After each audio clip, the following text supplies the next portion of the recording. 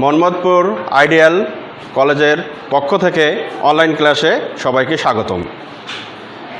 সুপ্রিয় শিক্ষার্থীবৃন্দ, আমি মোহাম্মদ খোরশেদ আলম, প্রভাষক কৃষি শিক্ষা, মোহাম্মদপুর আইডিয়াল কলেজ। আজ আমি তোমাদের একাদশ দ্বাদশ শ্রেণীর কৃষি শিক্ষার প্রথম পত্রের প্রথম অধ্যায় থেকে আলোচনা করব। আজকের আলোচ্য বিষয় মাঠ ফসল। আমি এর আগে একটি ভিডিও করেছি, যেটা আমাদের নিজস্ব ইউটিউব চ্যানেলে দেওয়া হয়েছে। তোমরা এই ভিডিওটা অবশ্যই দেখবে। আমি পর্যায়ক্রমে সবগুলো ভিডিওই একের পর এক করব। তো যাই হোক, এখন আলোচনায় আসা যাক। আজকের আলোচ্য বিষয় আমি বলছি মাঠ ফসল। মাঠ ফসলের মধ্যে আমরা কি কি বিষয় আলোচনা করব? মাঠ ফসলের মধ্যে মাঠ ফসলের সংজ্ঞা বা ধারণা, মাঠ ফসলের বৈশিষ্ট্য এবং মাঠ ফসলের শ্রেণীবিভাগ এবং সর্বশেষ মাঠ ফসলের প্রয়োজনীয়তা বা গুরুত্ব, এই চারটি বিষয় মাঠ ফসল থেকে আলোচনা করব। মাঠ ফসলের সংজ্ঞা।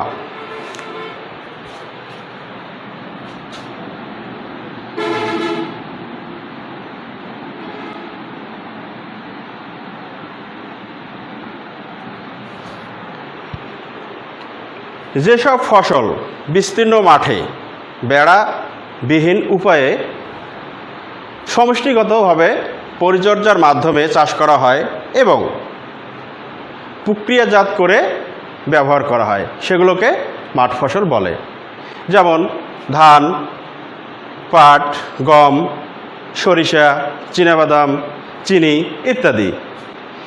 মাঠ ফসলের সংজ্ঞার মধ্যে তিনটি বিষয় অবশ্যই মনে রাখতে হবে। একটি হলো বিস্তীর্ণ মাঠে,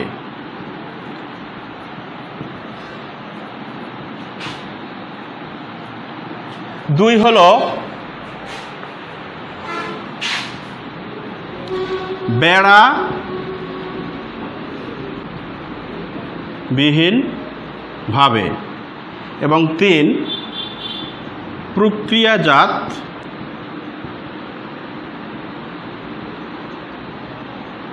করে ব্যবহার। আমাদের মাঠ ফসলের সংজ্ঞার মধ্যে এই তিনটি বৈশিষ্ট্য বা এই তিনটি বিষয় অবশ্যই উল্লেখ থাকতে হবে।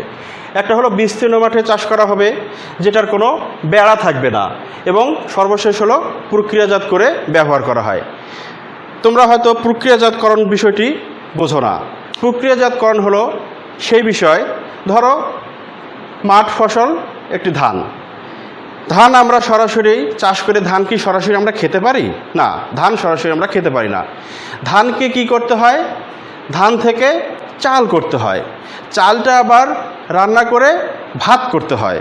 তাহলে ধান থেকে আমরা যে ভাত পেলাম, এই ভাতটা হলো প্রক্রিয়াজাতকরণ। অর্থাৎ ধান থেকে ভাত পাওয়ার যে পুরো বিষয়টা, সেই বিষয়টাই আমাদের কি হবে? প্রক্রিয়াজাতকরণ। তাহলে আমাদের মাঠ ফসলের সংজ্ঞার মধ্যে এই তিনটি বিষয় অবশ্যই উল্লেখ থাকতে হবে। আমাদের দেশের সকল ফসলকে প্রধানত দুটি ভাগে ভাগ করা হয়। একটি হলো মাঠ ফসল, আরেকটি হলো উদ্যান ফসল। মাঠ ফসল, আমাদের মোট আবাদযোগ্য জমি আছে, তার মধ্যে 70% জমিতে মাঠ ফসল চাষ করা হয়। অন্যভাবে বা অন্যদিকে উদ্যান ফসলগুলো 30% জমিতে চাষ করা হয়। মাঠ ফসলের আরও একটি নাম আছে, এর একটি অল্টারনেটিভ নাম আছে, সেটি হলো কৃষিতাত্ত্বিক ফসল। একে আমরা ইংলিশে অ্যাগ্রোনমিক ক্রপস বলি। এখন আমরা যে বিষয়টি আলোচনা করব সেটি হলো মাঠ ফসলের বৈশিষ্ট্য।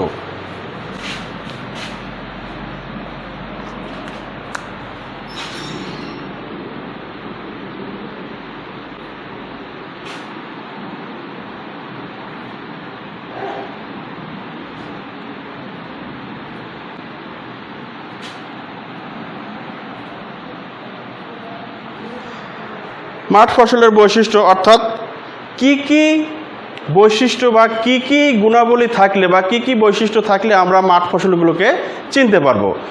প্রথমত, সাধারণত মাঠ ফসল বড় জমিতে চাষ করা হয়। 1 নম্বর হলো সাধারণত মাঠ ফসল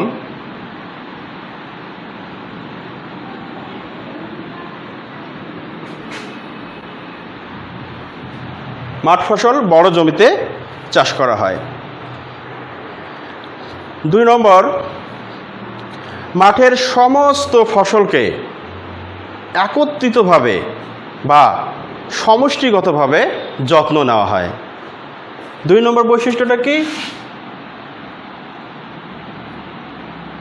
মাঠের সকল ফসলকে একত্রে বা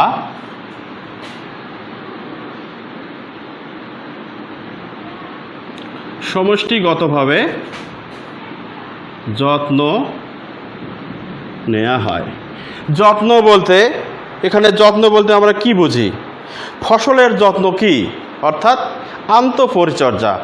এখানে আগাছা বাছাই করতে হবে, রোগের আক্রমণ হলে পোকা বাছতে হবে, ওষুধ দিতে হবে, পানি দিতে হবে, সার দিতে হবে। অর্থাৎ এই কাজগুলো কি একত্রে করতে হয়। 3 নম্বর হলো তুলনামূলকভাবে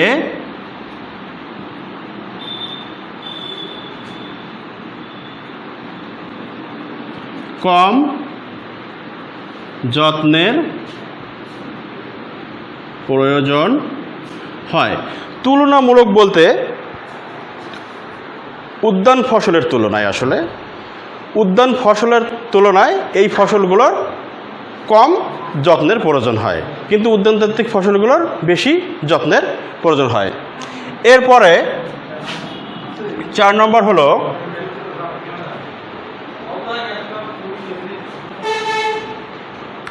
বেড়ার প্রয়োজন হয় না। সেচ না দিয়েও অনেক ফসল চাষ করা যায়। 4 নম্বর হলো বেড়ার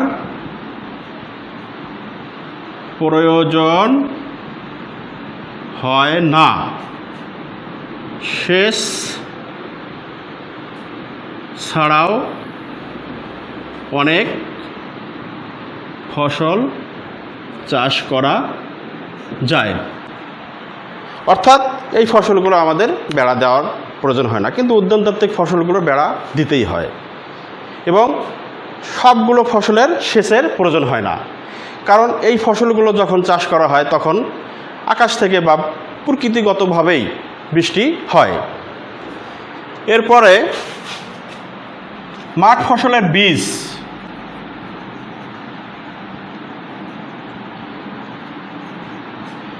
জমিতে ছিটিয়ে বা মাটিতে পুঁতে বপন করা হয়।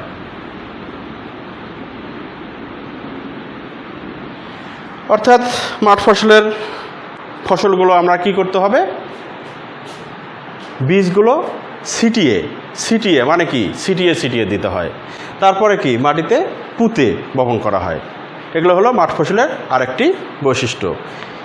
এরপরে যেটি, মাঠ ফসলের সমস্ত ফসল একত্রিতভাবে পরিপক্ক লাভ করে, এই জন্য একসাথে সংগ্রহ করতে হয়। মাঠ ফসলের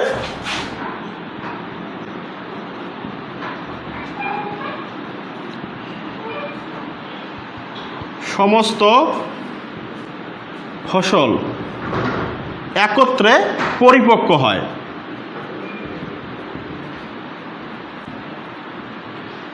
তাই একত্রে সংগ্রহ করতে হয়। ব্যতিক্রম হলো তুলা, কারণ তুলা আমাদের ধাপে ধাপে সংগ্রহ করতে হয়। 7 নম্বর হলো গাছ খাটো ও ছোট। ব্যতিক্রম পাট, আখ, ভুট্টা, এই গাছগুলো লম্বা হয়। আমরা মাঠ ফসলের কি বৈশিষ্ট্য বললাম? 7 নম্বরে যেটা বললাম, আমরা 7 নম্বরে যেটা বললাম, গাছ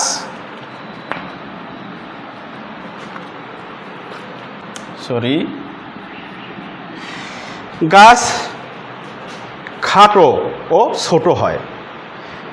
কিন্তু পাট, আখ, ভুট্টা এই 3টি ফসল ব্যতিক্রম, এগুলো কিন্তু অনেক লম্বা হয়, আমার চেয়েও লম্বা হয়। 8 নম্বর বৈশিষ্ট্য, এক বর্ষজীবী।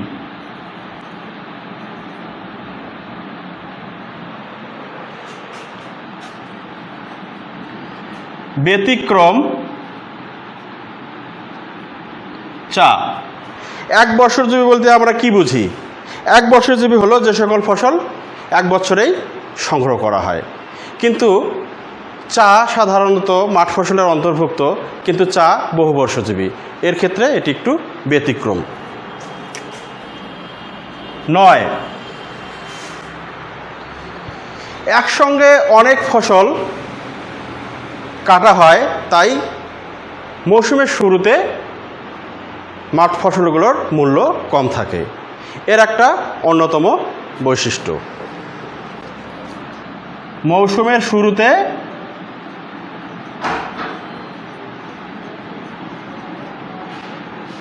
দাম কম থাকে।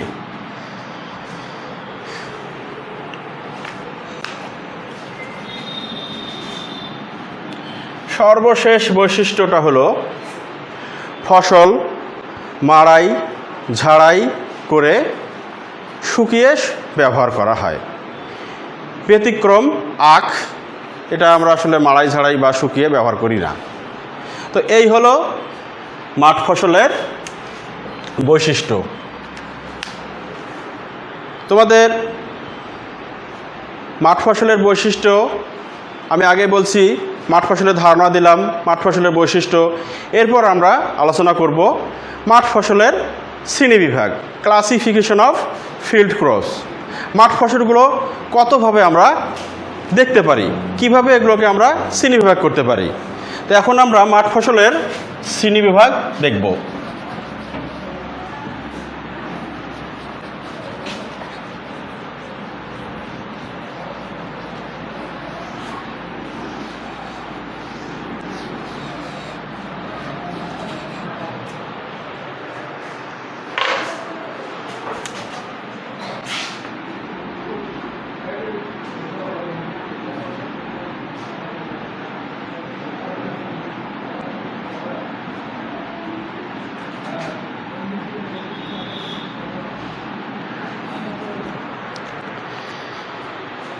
ব্যবহারের ভিত্তিতে মাঠ ফসলগুলোকে বিভিন্নভাবে ভাগ করা যায়।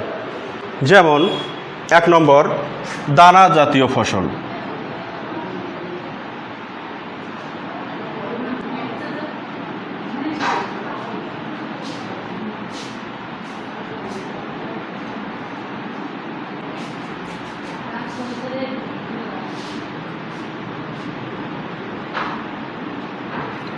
দানা জাতীয় ফসল বা serial crops.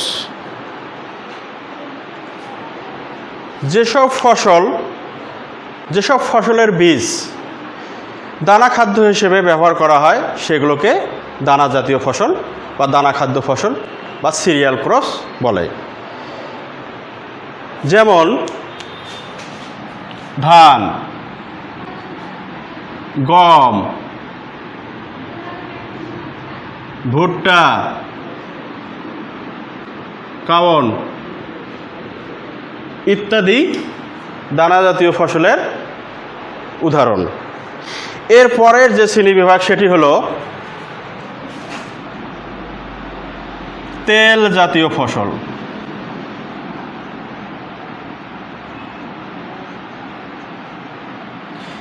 Oil seed crops. তেল জাতীয় ফসল আমরা কাকে বলবো? যেসব ফসল থেকে বা যেসব ফসলের বীজ থেকে তেল জাতীয় ফসল পাওয়া যায় সেগুলোকে আমরা তেল জাতীয় ফসল বা অয়েল সিড ক্রপস বলবো। তেল আমরা কোন কোন ফসল থেকে পাই? সরিষা, চীনাবাদাম, সূর্যমুখী, সয়াবিন, তিল, তিসি ইত্যাদি। তাহলে এই ফসলগুলো তেল ফসলের অন্তর্ভুক্ত।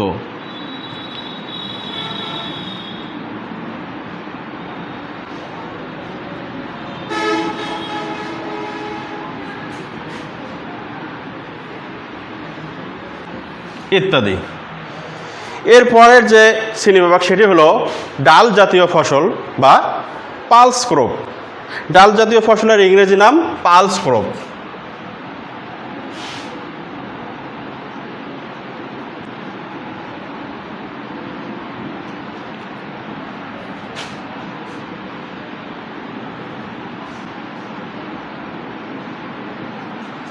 যে সকল ফসলের বীজ ডাল খাদ্য হিসেবে ব্যবহার করা হয় সেগুলোকে ডাল জাতীয় ফসল বলে। ডাল জাতীয় ফসল কোনগুলো? মসুর, মুগ, মাসকলাই, খেসারি, অড়হর ইত্যাদি। ডাল জাতীয় ফসলকে আবার গরিবের মাংস বলা হয়। অর্থাৎ এখান থেকে একটা অনুধাবনমূলক প্রশ্ন আসে, গরিবের মাংস বলা হয় কেন? ডাল জাতীয় ফসলকে গরিবের মাংস বলা হয় কেন? আমরা জানি প্রোটিন সাধারণত দুই প্রকার, প্রাণিজ প্রোটিন ও উদ্ভিজ্জ প্রোটিন। তো প্রাণিজ প্রোটিনের উৎসগুলো কোনগুলো? মাছ, মাংস, দুধ, ডিম ইত্যাদি। আর উদ্ভিজ্জ প্রোটিনের উৎসগুলো হলো ডাল জাতীয় ফসলগুলো, যেমন মুগ, মসুর, মাসকলাই, অড়হর ইত্যাদি। এগুলো হলো উদ্ভিজ্জ প্রোটিনের একমাত্র উৎস। তো আর্থিকভাবে যারা অসচ্ছল তারা তো সবসময় মাছ মাংস কিনে খেতে পারে না। তা তারা কি করে? এই উদ্ভিজ্জ প্রোটিন থেকে তাদের প্রোটিনের উৎসগুলো পূরণ করে। এই জন্য ডাল জাতীয় ফসলকে গরিবের মাংস বলা হয়। তোমরা এটা খুব ভালো করে মনে রাখবে প্রিয় শিক্ষার্থীবৃন্দ।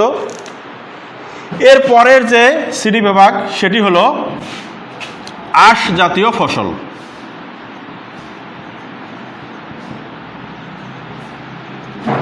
আঁশ জাতীয় ফসল ফাইবার ক্রপস। আঁশ জাতীয় ফসল কোনগুলো? যে সকল ফসল থেকে আমরা আঁশ পাই সেগুলোকে আঁশ জাতীয় ফসল বলে। কোন কোন ফসল থেকে আমরা আঁশ পাই? আমরা পাট থেকে আঁশ পাই, তুলা থেকে, কার্পাস, শনপাট ইত্যাদি থেকে। এগুলো আমাদের বস্ত্রশিল্পের কাঁচামাল হিসেবে ব্যবহার করা হয়, যেমন পাট, তুলা, শনপাট ইত্যাদি। এর পরের শ্রেণীবিভাগটি হলো চিনি জাতীয় ফসল।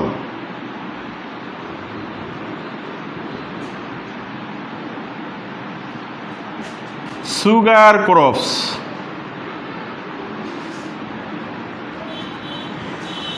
যে সকল ফসল চিনি বা গুড় উৎপাদনের জন্য চাষ করা হয় সে ফসলগুলোকে চিনি জাতীয় ফসল বলে। কোন কোন ফসল থেকে আমরা চিনি পাই? আখ, সুগার বিট, খেজুর ইত্যাদি। আখ,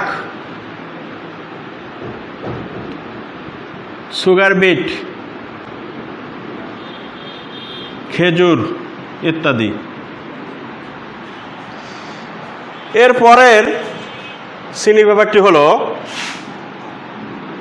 পানীয় ফসল।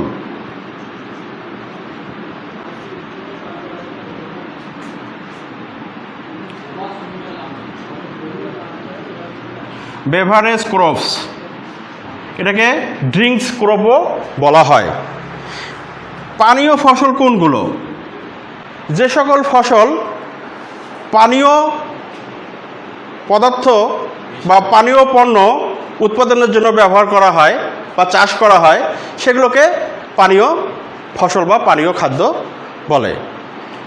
যেমন চা, কফি,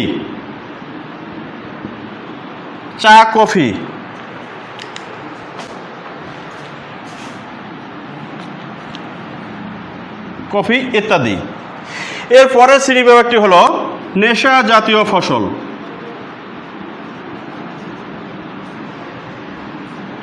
নার্কোটিক ক্রপস,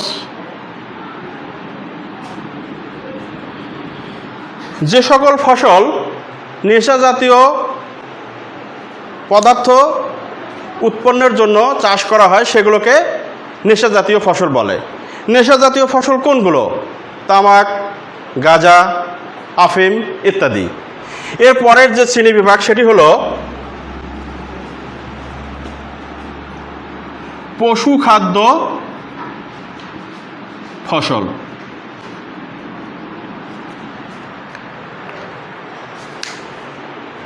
পশু খাদ্য ফসল কোনগুলো? বা ফডার ক্রস, যে সকল ফসল পশুর খাদ্য উৎপাদনের জন্য চাষ করা হয় সেগুলোকে পশু খাদ্য ফসল বলে। পশু খাদ্য ফসল কোনগুলো? নেপিয়ার ঘাস, প্যারা ঘাস, জাম্বু, ভুট্টাও আমাদের পশু খাদ্য হিসেবে ব্যবহার করা হয়। 9 নম্বর ক্লাসিফিকেশন সবুজ সার ফসল।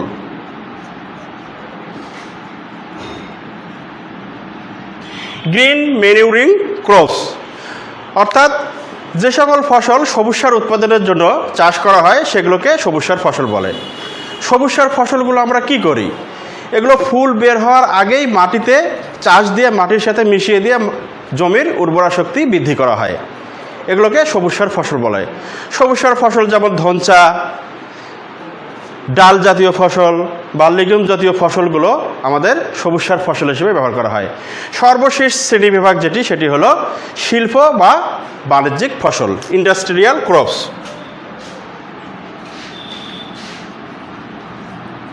শিল্প বা বাণিজ্যিক ফসল। শিল্প বা বাণিজ্যিক ফসলের উদাহরণ হলো যে সকল ফসল শিল্পের কাঁচামাল হিসেবে ব্যবহার করা হয় সেগুলোকে শিল্প ফসল বলে। শিল্প ফসল কোনগুলো? তামাক, আখ, চা ইত্যাদি, এগুলোকে আমাদের শিল্প ফসল বলা হয়। তো প্রিয় শিক্ষার্থী, আজ তোমাদের মাঠ ফসল থেকে মাঠ ফসলের ধারণা, মাঠ ফসলের সংজ্ঞা, মাঠ ফসলের বৈশিষ্ট্য এবং মাঠ ফসলের শ্রেণীবিভাগ আলোচনা করলাম। আমি একাদশ দ্বাদশ শ্রেণীর শিক্ষার্থীদের বলবো তোমরা এই ভিডিওটি দেখবে এবং এর আগে আমি আরও একটি প্রাথমিক আলোচনা এই অধ্যায়ের বাংলাদেশের কৃষি এই অধ্যায়ের প্রাথমিক আলোচনা করেছি, তোমরা এই ক্লাসটিও দেখবে এবং পরবর্তী ক্লাসে আমি মাঠ ফসলের প্রয়োজনীয়তা বা গুরুত্ব কী এবং উদ্যান ফসল নিয়ে আলোচনা করব। তো আজকের মতো এখানেই, খোদা হাফেজ। সবাই ভালো থাকো, সুস্থ থাকো, খোদা হাফেজ।